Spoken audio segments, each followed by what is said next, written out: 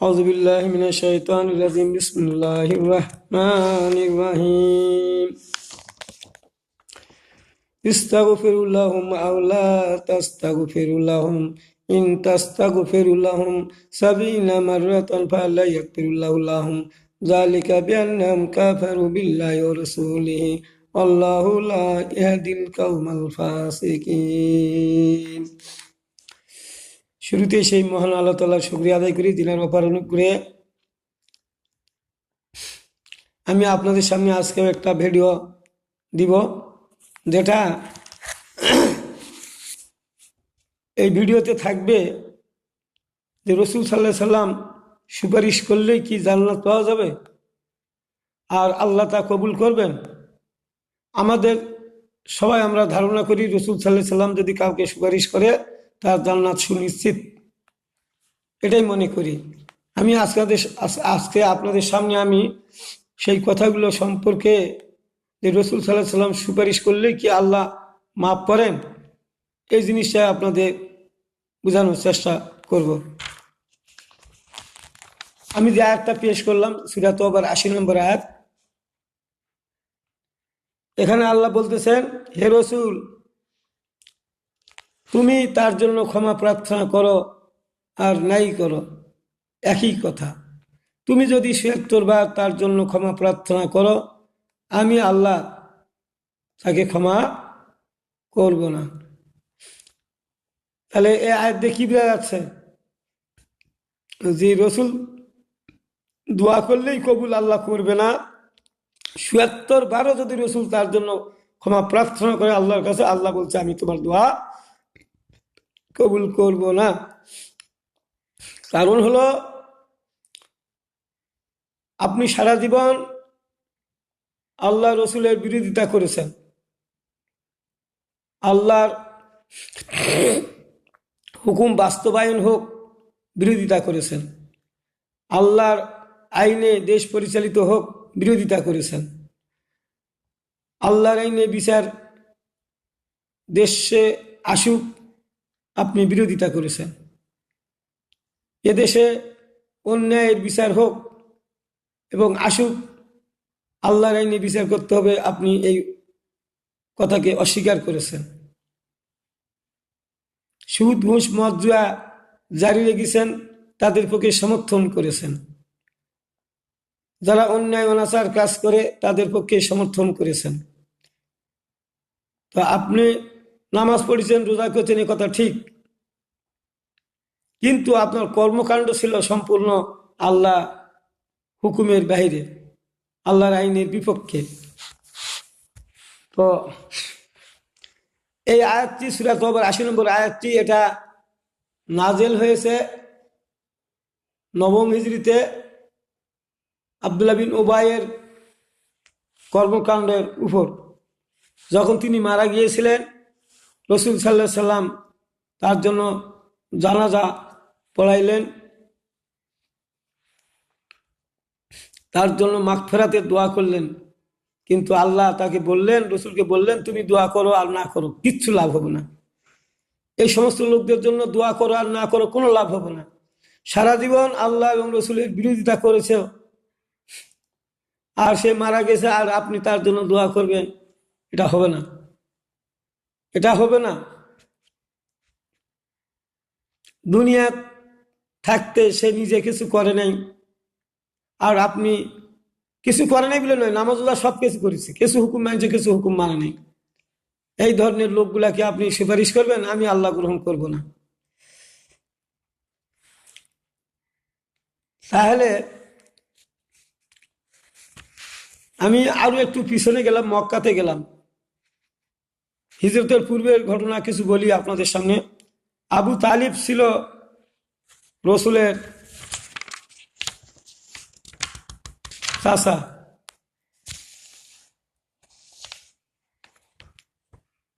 আবু তালিব ছিল রসুলের চাচা।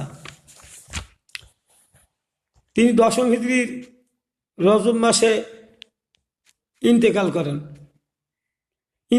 না ওই সময়কার কথা, মুমূর্ষু অবস্থা। আল্লাহ নবী তার চাচার কাছে যাই বসলেন, শিয়রে বসলেন, বসে তাকে কলমা পড়ার জন্য তালকিন দিচ্ছিলেন। আর রসুল বলছিলেন, চাচা আপনি সারা জীবন ইসলামের উপকার করলেন, আমাকে কুলে কাকুলে মানুষ করলেন, শত্রুর হাত থেকে রক্ষা করলেন, আমাকে খাওয়ালেন, পড়ালেন, সব কিছু করলেন। আপনি আমার আনিত ধর্মকে বিশ্বাস করেন, কলমা পড়েন, আমি অবশ্যই আপনাকে আমি জান্নাতে নিয়ে যাব, অবশ্যই আমি তোমাকে জান্নাতে নিয়ে যাব। কিন্তু আবু লাহাব, আবু জেহেল, উতবা, সাইবা, ওয়ালিদ বিন মুগিরারা তারা এসে হইচই বাধাই দিল। তারা বলতে লাগলো যে, হে আবু তালিব, আপনি কি বাপ দাদার ধর্ম ত্যাগ করে শেষে সেই মোহাম্মদের ধর্ম গ্রহণ করলে? এই কথাগুলো বলার জন্য তারা সেখানে আসলো এবং রসুল এই আবু তালিবকে বলতে লাগলো, তুমি বাপ দাদার ধর্ম ত্যাগ করতেছো, এতদিন ধরে এটা করে এটাকে অবিশ্বাস করতেছো। তো হাদিসটা আমি আপনাদের হাদিসটা পড়ে কথাগুলো বলি। হাদিস হলো আন-নাসাই 2035 নম্বর হাদিস।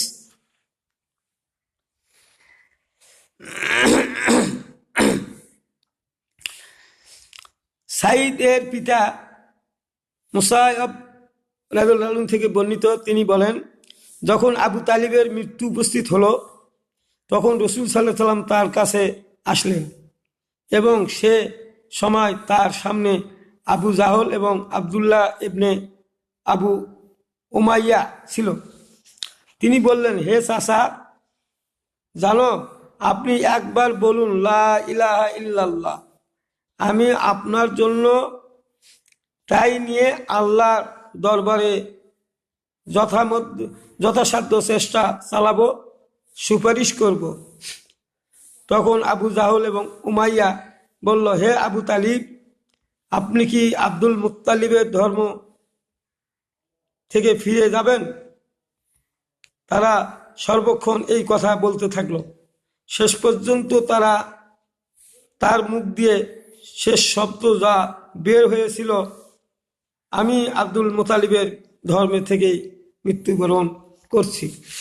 এবং সে বলল যে আমি মুত্তালিবের ধর্ম থেকেই আমি মৃত্যুবরণ করছি। তখন রাসূল সাল্লাল্লাহু আলাইহি সাল্লাম তার জন্য বললেন, আমি আপনার জন্য অবশ্যই মাগফিরাতের দোয়া করতেই থাকব যতক্ষণ না আমাকে নিষেধ করা হয়। এখানে একটু কথা আমি বলে নেই, আলিম উলামারা এই আয়াতগুলোকে এইভাবে বর্ণনা করেন কিনা আমি কোনোদিন শুনিনি। তো এই হাদিস থেকে যেটা বোঝা যায়, এটা ছিল মক্কাতে কোনো আইন কানুন আসেনি, তখন ফৌজদারি কোনো শরীয়তের বিধিবিধান আসেনি। ওই সময় খালি একটু কলমা পড়লেই যদি কেউ মারা যায় তাহলে সে জান্নাতে যাবে। আর তখন যেহেতু কোনো আইন কানুনই পেশ হয় নাই, সেই জন্য রাসূল সাল্লাল্লাহু আলাইহি সাল্লাম মক্কাতে এই ধরনের কথা বলেছেন, দোয়া করতেই থাকবো। আর এটা হলো নবুয়তের 10ম বর্ষে। আর কাফির মুশরিকদের জন্য একেবারে দোয়া নিষেধ করা হলো 9ম হিজরিতে আসে। তাহলে ওই দিকে হলো 3 বছর আর এই দিকে হলো 9ম, 12 বছর আগে মারা গিয়েছিল আবু তালিব, এই সমস্ত শরীয়তের বিধান আসার পূর্বেই। আর সূরা তওবার 84 নম্বর আয়াত দিয়ে সমস্ত কাফির মুশরিকদের দোয়া করা নিষিদ্ধ ঘোষণা করা হলো। বলা হলো, তুমি তাদের কবর পাশে দাঁড়াবে না, তাদের জানাজা করবে না, তাদের জন্য প্রার্থনা করবে না, কিচ্ছু করবে না। নিষিদ্ধ হয়ে গেল কতদিন পর, 12 বছর পর নিষিদ্ধ হয়ে গেল। আমি আপনাদের বুঝাতে চাচ্ছি, আবু তালিবের কলমা পড়লেই কিন্তু সে জান্নাতি হয়ে যেত, কারণ সেখানে কোনো শরীয়তের বিধিবিধান আসে নাই। সুদ, ঘুষ, মদ, জুয়া, জেনা, ব্যভিচার, 5 ওয়াক্ত নামাজ, এগুলা ছিল না, 4 রাকাত নামাজ ছিল মাত্র। যার ফলে ওই সময় খালি এই কথাটা বলাই পারলো না, তাহলে পরবর্তীতে যত আইন কানুন আসতো ওই লোকটা একটাও মানত না। এগুলো আল্লাহ জানে। সেই কারণে রসুলের সুপারিশ তখন কার্যকর হয় নাই। তারপরেও যখন শরীয়তের বিধিবিধানগুলো পাশ হয়ে গেল, শরীয়তের বিধিবিধান নাজিল হলো, তখন নবম হিজরিতে যখন শরীয়তের সম্পূর্ণ বিধান প্রায় শেষের দিকে আসতেছে, সেই সময় নামাজ রোজা সবই করলো, কিছু আইন কানুন অমান্য করলো আব্দুল্লাহ বিন উবাই, করার কারণেই তার নামাজ রোজা আর কোনো কাজে আসলো না, কোনো কাজে আসলো না। আল্লাহ তাকে ধমক দিলেন যে এই ধরনের লোকের দোয়া করে আর কোনো লাভ হবে না। তা আমরা যদি বলে থাকি নামাজ ঠিক হলে সব আমল ঠিক হয়ে যাবে, রোজা করলে সব গুনাহ মাফ হয়ে যাবে, আব্দুল্লাহ বিন উবাই নামাজ পড়েছেন, রোজাও করেছেন, খালি শুধু শরীয়তের বিধিবিধান কিছু যুদ্ধ জিহাদ থেকে তিনি অমনস্ক ছিলেন। তাহলে এই যে সামনে রমজান মাস আসবে, আপনারা সবাই আলেমেরা একযোগে বলতে থাকবেন যে রোজা নামাজ যদি 5 ওয়াক্ত নামাজ যদি ঠিক হয়ে যায়, এই আমল যার ঠিক হবে, সব আমল ঠিক হবে। আর যে ইহতিসাব এসে রোজা করো, পূর্বের গুনাহ সব মাফ হয়ে যাবে। এই কথাগুলো যে আপনারা এখন বলবেন, কিন্তু তাদেরকে আমি আপনাদের কাছে প্রশ্ন রেখে কথাটা বলতে চাই। আচ্ছা, আব্দুল্লাহ বিন উবাই 5 ওয়াক্ত নামাজ কার পিছনে পড়েছে? এই আপনার আমাদের মতো আলেমদের পিছনে পড়েছে, না রসুলের পিছনে নামাজ পড়ছে? শেষ পর্যন্ত নামাজ পড়েছে। সব আমল তো তার ঠিক হলো না। সব আমল কি তার ঠিক হয়েছিল? হয়নি। নামাজ পড়ার পরও রসুলের অনেক হুকুম হাকাম মানেনি। আচ্ছা, রোজা করেছে কিন্তু অন্য হুকুম হাকামগুলা মানেনি। এই অপরাধে যদি আব্দুল্লাহ বিন উবাইকে জাহান্নামে যেতে হয়, তাহলে আমরা শেষ জামানার উম্মত, আমাদের উপর শরীয়তের সব বিধি বিধানগুলো নাজিল হয়েছে,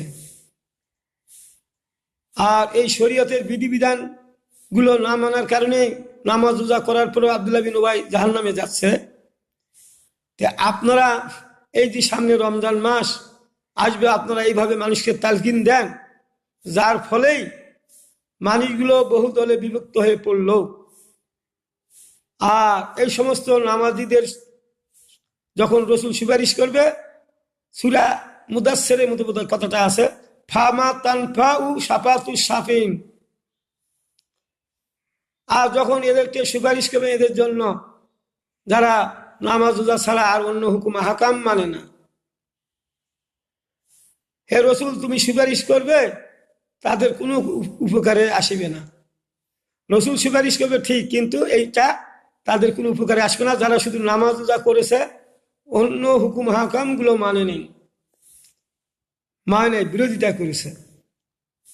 তাহলে এই রসুলের সুপারিশ করলে যে আমরা বলে থাকি যে রসুল সুপারিশ করলেই জান্নাত পাওয়া যাবে, রসুলের কথা মান্য হবে না। রসুলের কথা শুনেছেন? রসুল আব্দুল্লাহ বিন উবাইয়ের জন্য আবার কি করেছে জানেন? জানাজা তো পড়াইলো,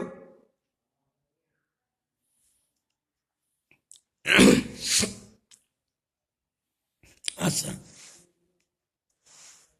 তো নামাজ পড়ার পরে এই আয়াত নাযিল হওয়ার পরেও রসুল সাল্লাল্লাহু আলাইহি ওয়াসাল্লাম তাকে কবরস্থ করা হলো। কয়েকটা হাদিস আছে, যখন কবরস্থ করা হলো, রসুল সাল্লাল্লাহু আলাইহি ওয়াসাল্লাম তার ছেলে আব্দুল্লাহ, ওবাইয়ের ছেলে, জলিলুল কদর সাহাবী, তিনি আল্লাহ রসুলের কাছে বলছেন যে উনি তো আপনার পিছনে নামাজ যায় সব করলো, কিন্তু কিছু হুকুম অমান্য করার কারণেই সে তো জাহান্নামে যাবে, তা আপনি তার জন্য কি করা পারেন দেখেন। রসুল সাল্লাল্লাহু আলাইহি ওয়াসাল্লাম কোথায় কবর হাজলা উঠাও, হাজলা উঠানো হলো, তিনি কোথায় লাশ উঠাও, তিনি রসুল কবরের মধ্যে নামলেন, নামে তার মাথাটা তার পায়ের হাঁটুর উপরে নিলেন, নিয়ে তার মুখের লালা দিয়ে সমস্ত শরীর মুছাই করে দিলেন, দিয়ে আবার কবরস্থ করে দিলেন। হাদিস আছে না আমরা তো পড়েছি হাদিসগুলো, আপনাদেরও হয়তো মনে থাকার কথা। রসুল যখন অজু করতেন, পানি যখন গলায় যেত, তখন ওই পানি সবাই গায়ে মাখতেন। কেন প্রশ্ন করা হলো, কেন মাখতেছেন? যে রসুলের অজু, রসুলের মুখের থুক, এগুলা যদি যেখানে যেখানে পড়বে সেখানে জাহান্নামের আগুন জ্বালাবে না।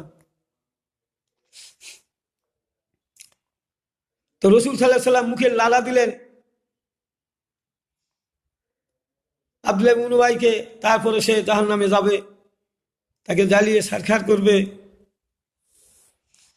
তাহলে এগুলা কেমন হলো? রসুলের আগের কথা এবং পরের কথা এরকম হচ্ছে কেন?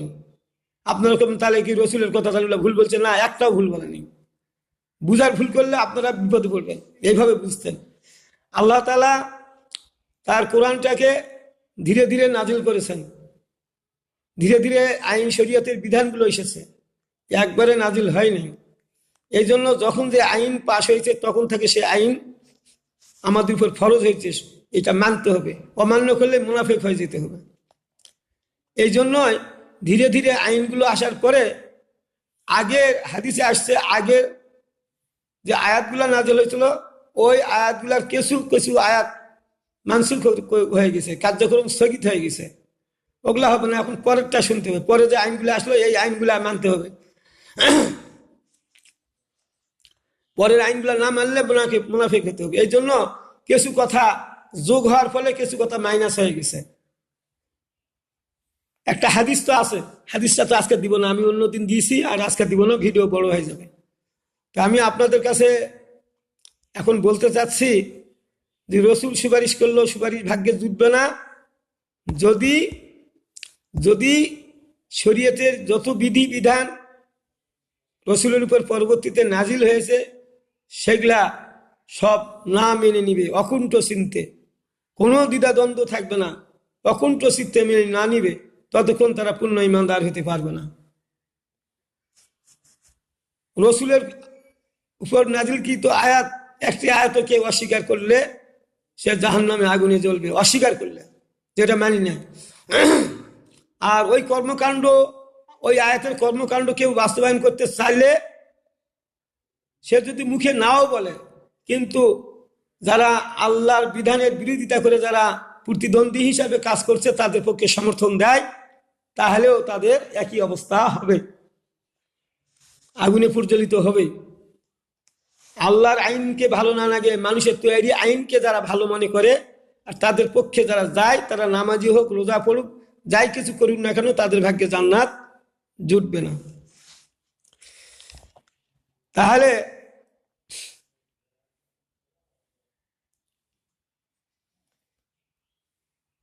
আপনারাই বলেন তো, যারা পীর মাশায়েখ যারা আছেন, আমি বিরোধিতা করে নয়, এই যে হাদিসগুলো আপনারা দেখার চেষ্টা করেন না, সূরা আন-নাসাই ইন্টারনেট থেকে নেওয়া 2046 নম্বর হাদিস, 2047 নম্বর হাদিস। এখানে আয়েশা থেকে বর্ণিত, তিনি বলেন রাসূল সাল্লাল্লাহু আলাইহি সাল্লাম ওই লোকদের উপর অভিসম্পাত দিয়েছেন যারা তাদের নবীদের কবর সমূহকে মসজিদ রূপে বানিয়ে নিয়েছেন। পীরের কবরগুলোকে আপনারা মসজিদের মানে নিয়ে ইবাদত বন্দেগী করছেন, তার পাশে দিয়ে নামাজ রোজার ব্যবস্থা করছেন।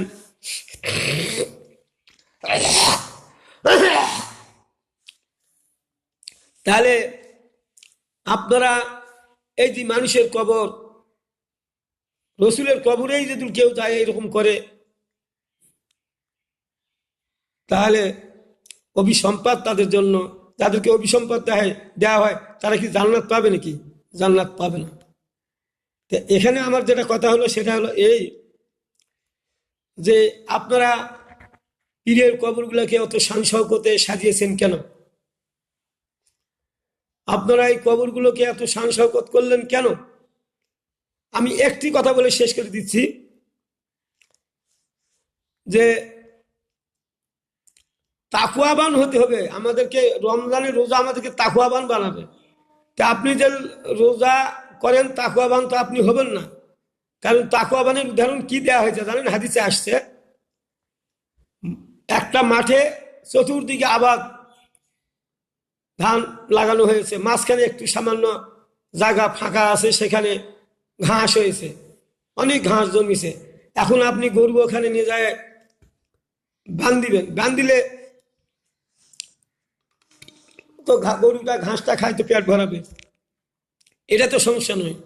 কিন্তু ওই লোক মনে করলো যে আমি যেহেতু তাকে খুঁটা দিয়ে এখানে বেঁধে যাই, যদি আমি যাওয়ার পরে দড়ি ছিঁড়ে অথবা খুঁটা উগড়ায় সে যদি ধান মানুষের ক্ষতি করে, তখন এই চিন্তা করে ওই লোকটা ওখানে আর গরু না বেঁধে চলে আসলো। এটা হলো তাকওয়াবান। উমরকে বলা হয়েছিল, হে উমর, তাকওয়াবান বুঝো। কেমন? যখন তুমি দুদিকে কাঁটা আওলা রাস্তা, সামান্য রাস্তা, সুরঙ্গ পথ, দুদিকে কণ্ঠকে কীর্ণ পথ, কাঁটাগুলো এলোনের কাঁটা পেলনের কাঁটা মানে এক হয়ে আছে, আপনাকে আটকাই দিবে, কাপড়ে ধরে আটকাই দিবে, তখন তুমি ওই পথ কিভাবে পাড়ি দিবে? উমর বলল, আমি খুব আঁটুসুটু হয়ে কাপড়গুলো সব একবারে এক করে নিয়ে জড়ো সড়ো করে নিয়ে আমি চলবো। এটা হলো তাকওয়াবান। তাহলে আপনি যদি ওইভাবে চলতে পারেন, আঁটুসুটু হয়ে ভালোভাবে সন্দেহমূলক কাজ থেকে বিরত থাকেন, তাহলে তাকওয়াবান। যে কবরে হাদিস আসলো যে তারা কবরকে যারা মসজিদ বানিয়ে নেয়, সিজদা করে, নামাজ পড়ে, তাহলে আল্লাহ রসুল বলছে তাকে আমি অভিসম্পাদ দান করবো, অভিসম্মান দিব। তা আপনি পীরের কবরকে বানাইলেন কেন? পীরকে আপনি এত সম্মানিত করলেন কেন? এ করা তো রসুল নিজেই নিষেধ করছে। রসুলের তো সুপারিশ তো আল্লাহ কবুল করবেন না।